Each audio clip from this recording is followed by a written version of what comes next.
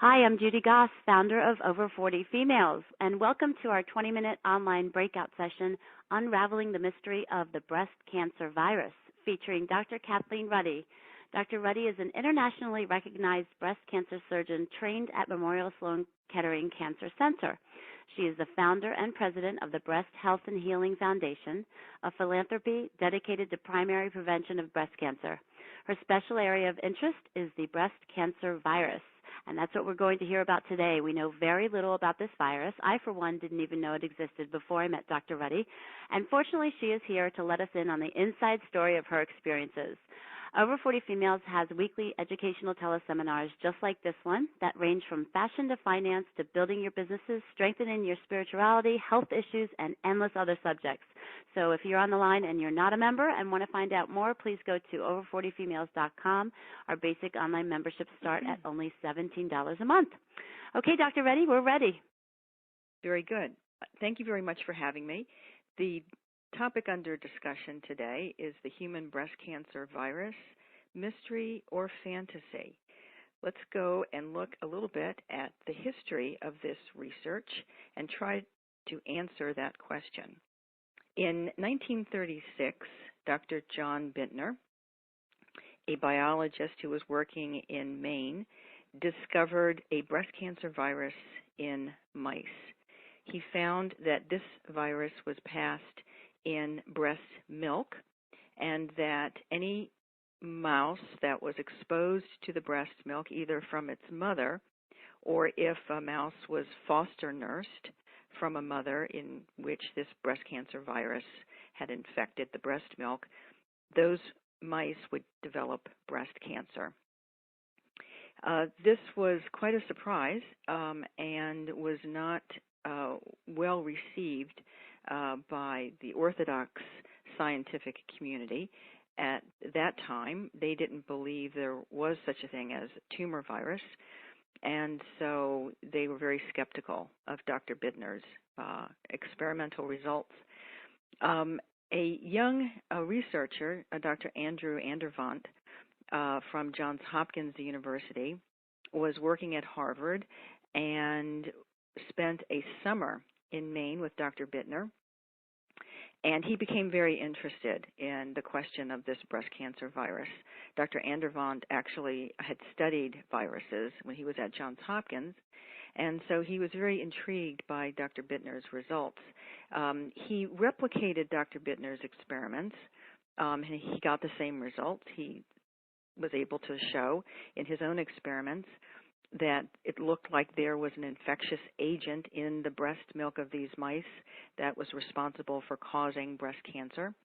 And then he replicated those experiments several years later when he left Harvard and joined the National Cancer Institute, which had just been established in Bethesda, Maryland.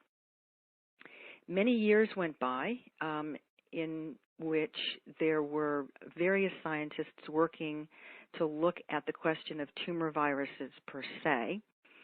Dr. Peyton Rouse had discovered a virus in chickens that caused solid tumors. He made that discovery in 1911. No one believed him at the time. But then in the 1950s, Dr. Ludwig Gross, who actually had escaped Hitler's Germany from Poland, arrived in the United States. He was working at the VA hospital in the Bronx, and he discovered a virus that caused leukemia in mice. At this point, Dr. Bittner was working at the University of Minnesota, and he was continuing his experiments.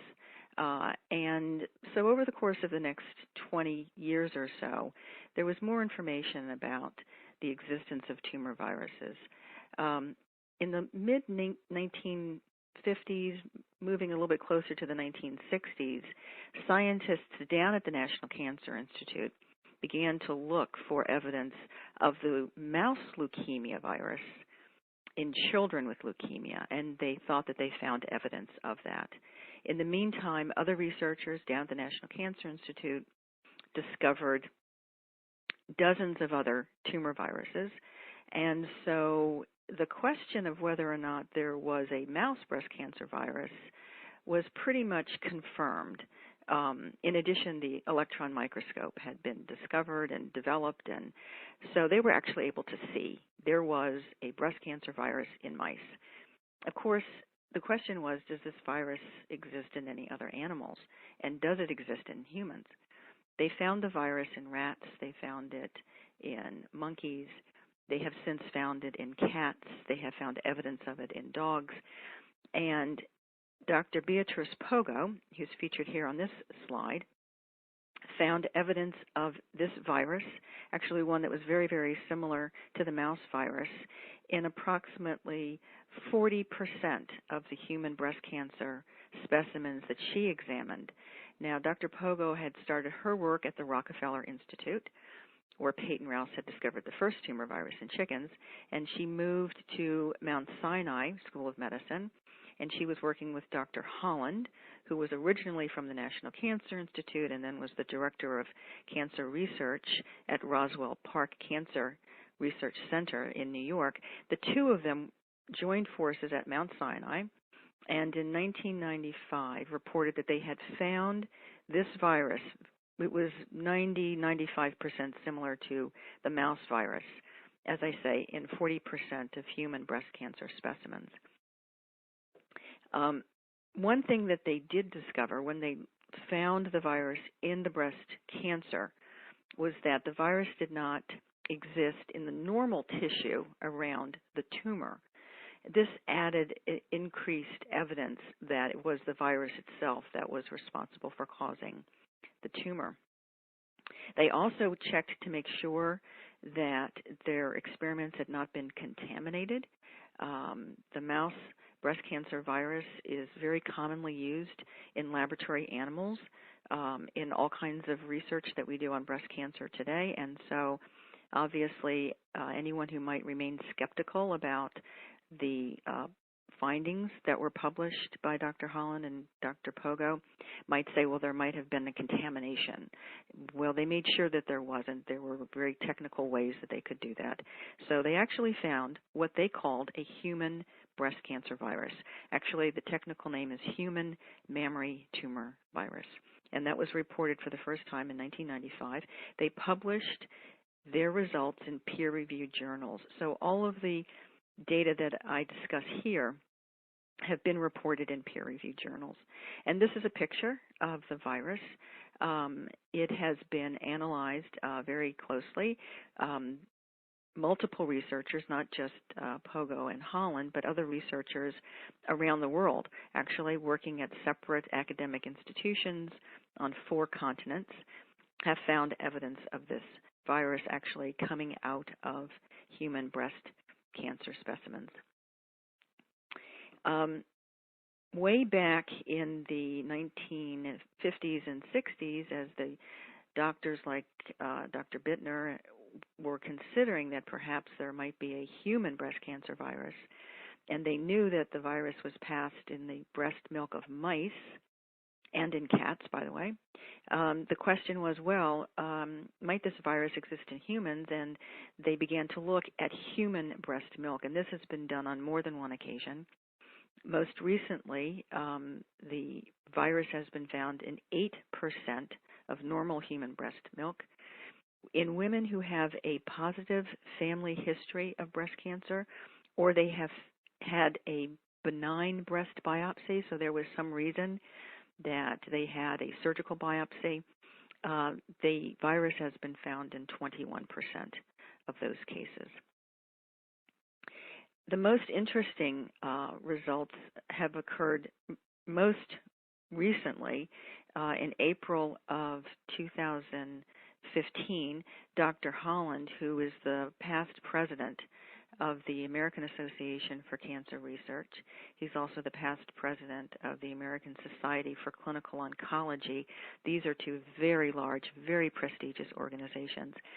Dr. Holland was at the annual meeting of the American Association for Cancer Research in April of 2015. It was held in Philadelphia. And at that meeting, Dr. Holland revealed to the 10,000 participants there that he had found evidence of this virus in 94% of the metastatic fluids of women with stage 4 breast cancer. So let me explain a little bit what that sentence means. Women with stage 4 breast cancer have their breast cancer that's growing in the major organs of their body. The cancer starts in the breast, but it then moves and sets up new tumors in places like lung, liver, bone, brain. Many times when the tumor starts to grow in the lung, it grows in multiple locations within the lung, and the lung, in reaction to this invasion of breast cancer cells, begins to make what's called a malignant pleural effusion. So fluid begins to build up around the lung, and the fluid, which is called pleural effusion, contains many, many of these breast cancer viruses. In the same way, when the tumor begins to grow in the liver starts to produce fluid that surrounds it. It's called acidic fluid, and that can sometimes fill up the belly. And when Dr. Holland and Dr. Pogo examined these malignant effusions, that's what they're called, the fluid that collects in the lung and the fluid that collects in the abdomen, and they examined that, they found the breast cancer virus in 94% of the women that they examined. Now, I don't have a slide here, or maybe I do. Nope. Okay. Let me just continue. This is a picture of breast cancer cells as they're moving around the body. Another interesting question that sometimes comes up from the scientists who are very expert in the field of tumor viruses is, well, where exactly does this virus live if it's living in human breast cancer cells? Can you tell us exactly where in the DNA it is found? And about 10 years ago, the scientists weren't exactly sure exactly where the virus was. But most recently, they have found what they call the flanking sequences. So the flanking sequences, you might be able to think of this as a street address. So, you know, you've got your street address and you've got your zip code, and if anybody wants to find where you live, they have your address, they've got your zip code, they can say, oh, she lives in that house. So the flanking sequences are like the address in the genome, in the DNA. So there have been multiple now cataloging of the flanking sequences of this virus. It was an important hurdle. It's an important question to answer, and it's been answered. So we know exactly where inside the human DNA this virus parks itself. Now, this is the slide I was thinking about when it comes to understanding the relationship between the mice that carry the breast cancer and the women who get the breast cancer. We know that there are areas in the world where breast cancer is not very common, parts of Japan, for instance, and we know there are parts of the world where breast cancer is very common, like the United States and Europe. And for many years, we have felt that this is probably related to diet or other environmental factors, and those certainly do play a part. But one of interesting paper that was presented looking at the relationship between where the mice who carry the breast cancer virus live and where the women who get the breast cancer live, when they looked at the map of the world, they found that these mice with breast cancer live in the areas of the world where the women have the highest risk for breast cancer. And so one of the criteria that needs to be satisfied for proving that a virus causes a cancer is to be able to say, where is the virus, and is it in close proximity to the people who are getting the tumor caused by that virus? So this was a very important paper that was published several years ago. Now it's 15 years ago. It was published in the British Journal of Cancer. And yes, indeed, the mice that carry the breast cancer virus live where the women get the breast cancer, have the highest risk for breast cancer. Altogether, you've got to check off, depends on who you're talking to, but usually 6 or 7 different, shall we say, criteria for proving that a virus causes a tumor in humans. You can't just do a randomized trial where you give half of the women the breast cancer virus and the other half a sugar pill and see who gets the virus, who gets the cancer, and then make a determination. So you've got to come at your proof by indirect means. And the fact that the mice with the breast cancer live where the women with breast cancer also live, the fact that we have kept finding evidence of the virus in women with breast cancer, whereas women who do not have breast cancer have very, very little evidence of the virus. There have been dose-response relationships that have been documented. Carolyn Ford in Australia did that.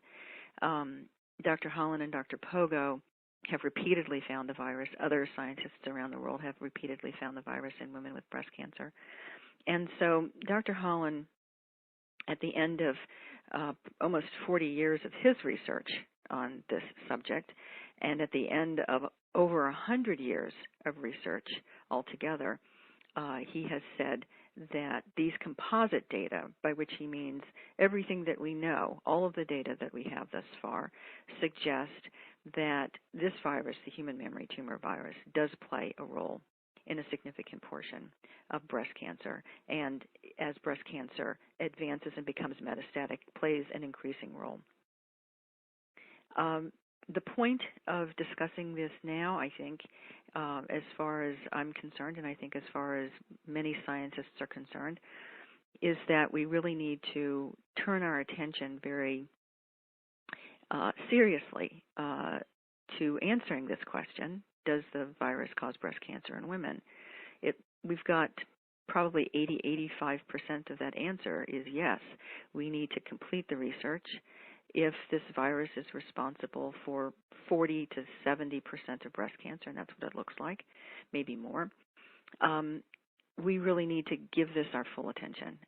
At this point, less than $100,000 a year is spent supporting this research, and that obviously just doesn't add up, not considering what the evidence suggests at this point. So the objective is to complete the research on the breast cancer virus, finish the work, answer the question once and for all: does this virus cause breast cancer in women?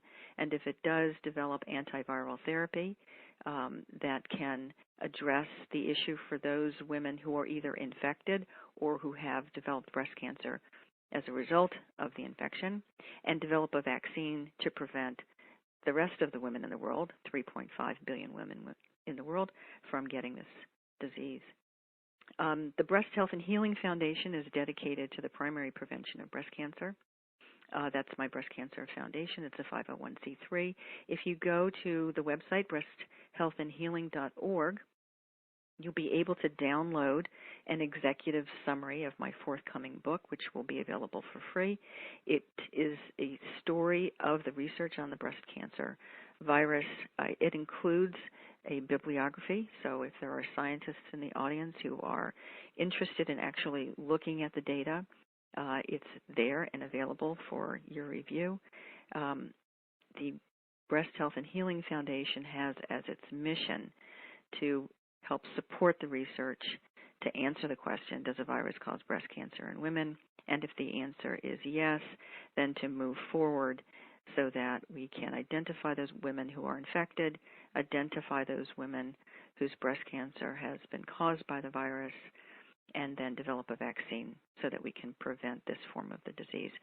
Thank you very much for your attention, and please go to the website if you'd like to get in touch with me, leave any comments and so forth. The contact information is there. Thank you.